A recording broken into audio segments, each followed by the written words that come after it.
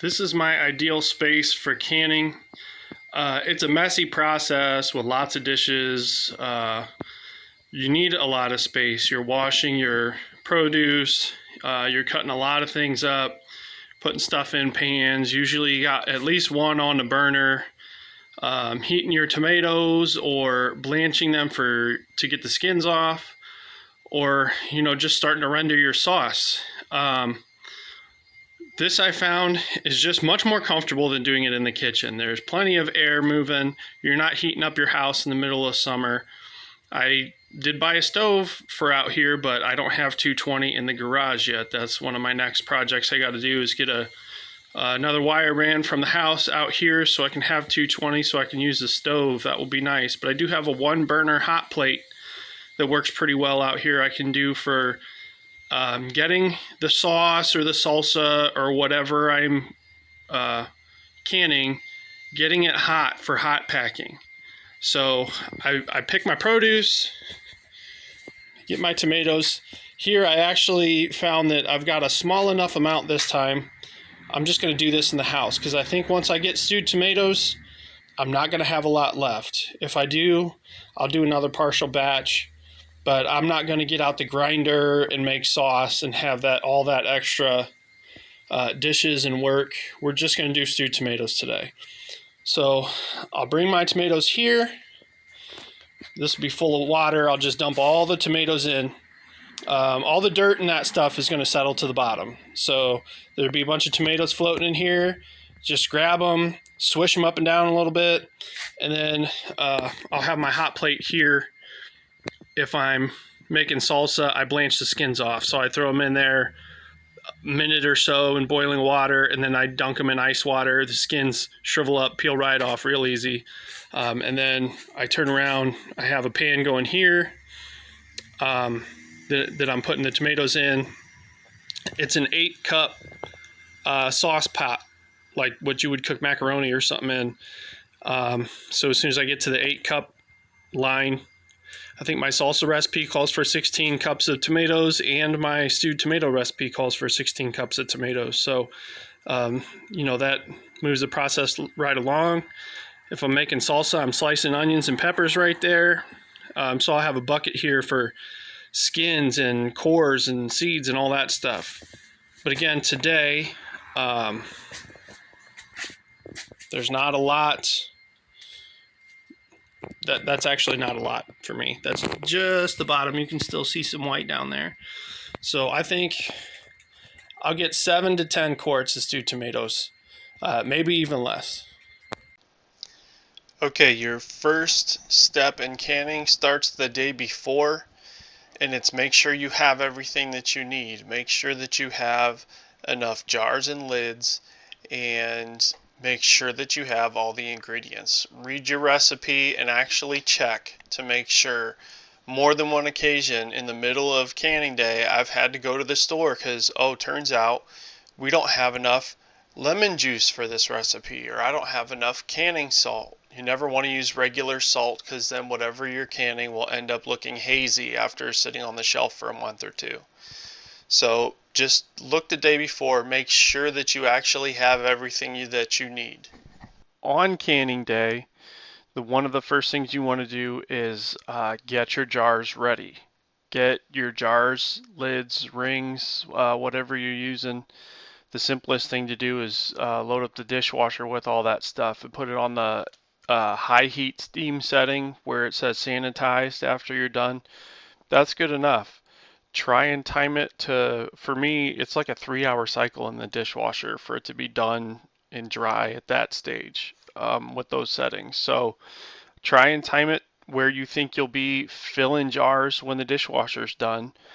And that's an easy one to do. That way you don't have to tie up your canner with jars and stuff. You can, it's not a big deal. And in this case, I actually only put 7 jars in the dishwasher. And I'm like, I might need more than that. So I did go back and overfilled the canner, got it boiling with jars inside so that they were sterile, just to make sure that I had enough.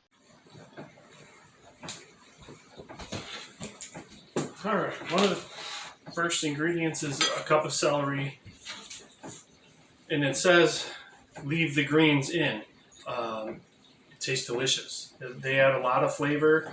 I was kind of skeptical, but I did it with my first batch, and that was homegrown celery, which is a lot different than this. It's greener, it's thinner, a lot more flavor, it's more bold. So I was worried that it was going to be too much, but that's one of my favorite parts about this recipe is that it says to add the greens, and I found that it makes your stewed tomatoes taste really good. Another favorite part about this recipe is that you leave the skins on the tomatoes. So you completely eliminate that whole tedious process of blanching a few tomatoes at a time. You blanch them, you dunk them in ice water, you peel the skins off. That's time consuming, and the fact that you don't have to do it here is great.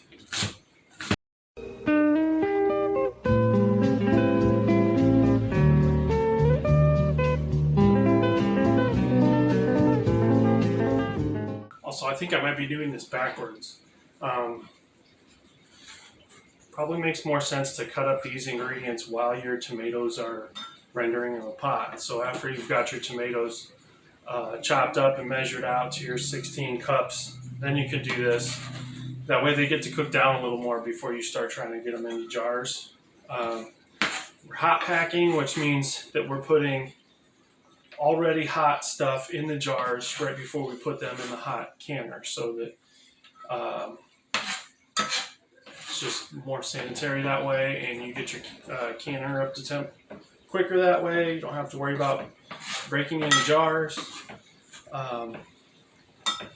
That's just food for thought. If your tomatoes are a little more cooked down, they're a little easier to get through your funnel into your jars. That's a little over a cup. But I don't care. I mean, I'm not a perfectionist, and I think that, again, this adds good flavor, so I don't mind it being, it's more like a cup and a quarter.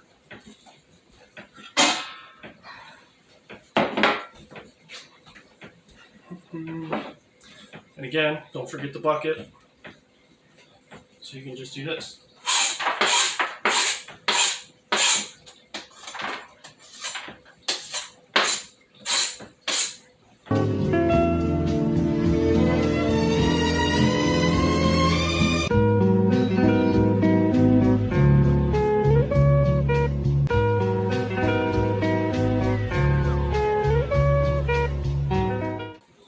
That I turn the burner on and put on medium. I'll let that kind of start rendering as we're cutting here.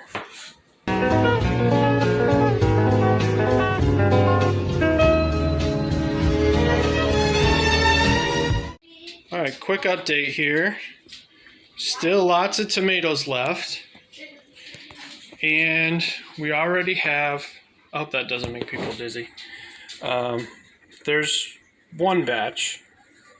That's a single, so we're going to end up doing a double batch, which means I'll get 14 quarts of stewed tomatoes. Turns out the double batch gave us exactly 10 quarts. You see me using a clean rag here to wipe the rim. You want to make sure there's no little bits of food that are going to mess up the seal on that lid.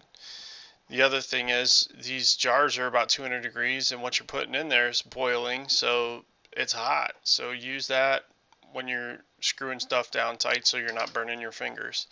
And that's also why I'm using the jar lifter as I'm setting them in the canner.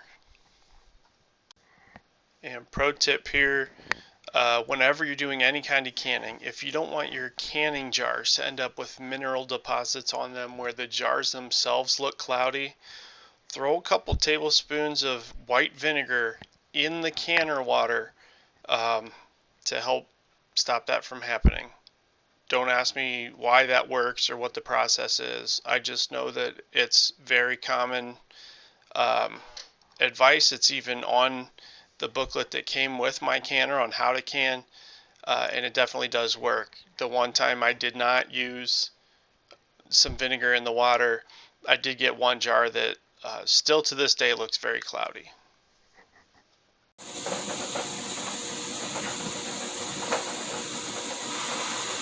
once you start to hear it hissing like that, it's venting. There's a bunch of hot air blowing out of there.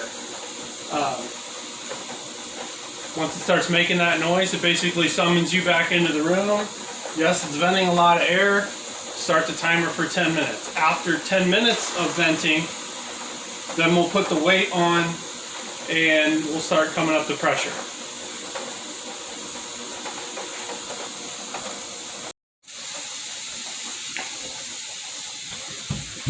It's been 10 minutes. Put the weight on.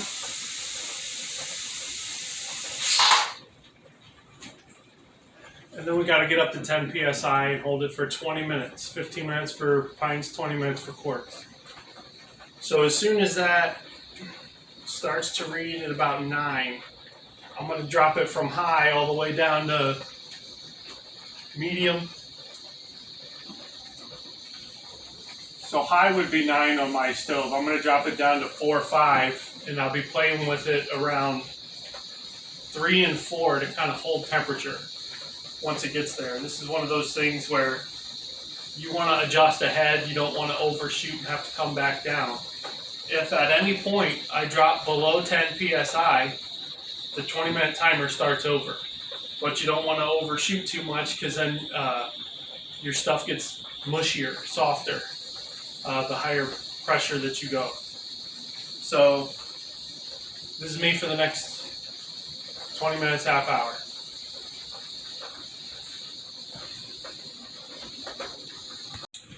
All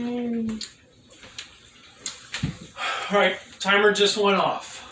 The weight cannot come off until you're back down to 0 pressure. You got to let it bleed off naturally. The one thing you do want to do, get it off the burner. There's a lot of residual heat there.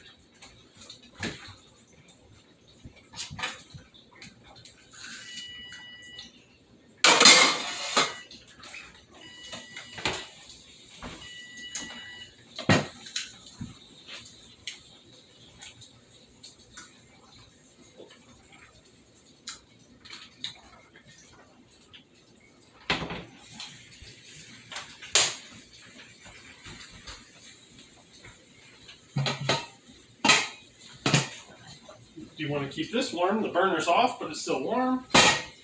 That'll work for that.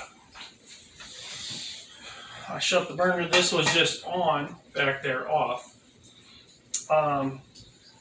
This will take maybe another 10-15 minutes for this pressure to bleed back down to 0. Then I'll take the weight off.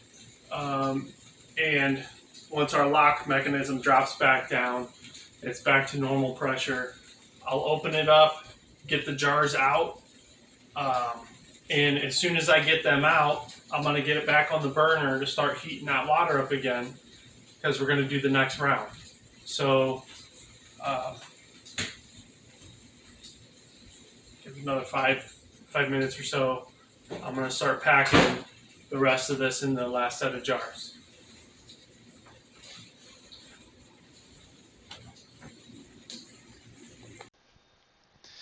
We ended up with 10 quarts exactly out of that double batch. There's only 9 here in the picture. I forgot to get a picture, so I had to go back and do that while I was editing the video, and I had already given 1 jar to a friend, but we did get 9 quarts, so I don't know if that'll be close to what we use in a year for pretty much. That's chili and meatball stew. I don't have any other recipes offhand that call for stewed tomatoes. So that ought to last us until this time next year.